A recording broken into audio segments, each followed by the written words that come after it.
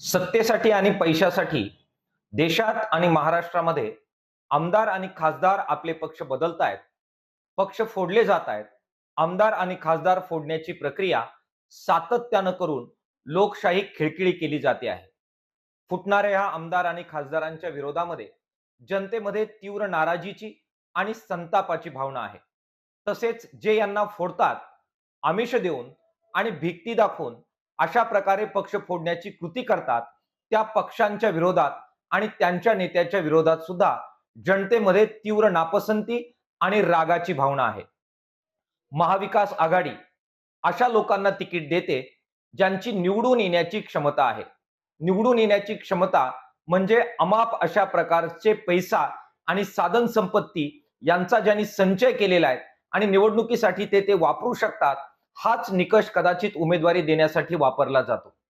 डावे पक्ष त्यांचे कार्यकर्ते जे नितळ मनाने वर्षानुवर्ष आणि पिढ्यानपिढ्या श्रमिक गरिबांसाठी काम करतात, संविधान रक्षणासाठी, धर्मनिरपेक्षता आणि लोकशाहीच्या रक्षणासाठी काम करतात, त्यांना मात्र अशा प्रकारच्या सत्तेतल्या जागा या निवडणुकीच्या माध्यमातून नाकारल्या जातात.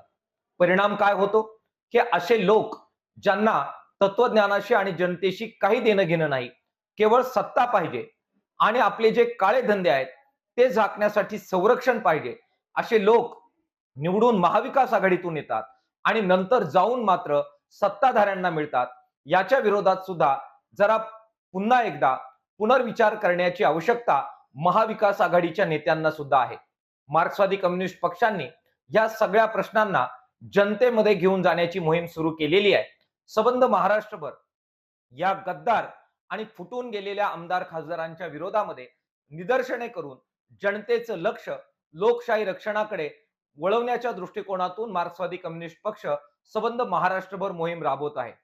त्याचप्रमाणे मूलभूत निवडणूक सुधारणा आणि निवडणुकीमध्ये निवडणूक आयोग आणि सरकारी यंत्रणांचा वापर रोखणं याच्यासाठी सुद्धा आग्रह धरण्याच्या दृष्टिकोनातून ही प्रचंड मोठी व्यापक मोहीम मार्क्सवादी कम्युनिस्ट पक्ष आणि त्याच्या संघटनांच्या वतीनं राबवली जाते आहे. जनतेनं या मोहिमेमध्ये सहभागी व्हावं अशा प्रकारचं आवाहन मार्क्सवादी कम्युनिस्ट पक्षाच्या वतीनं आम्ही करतो आहोत.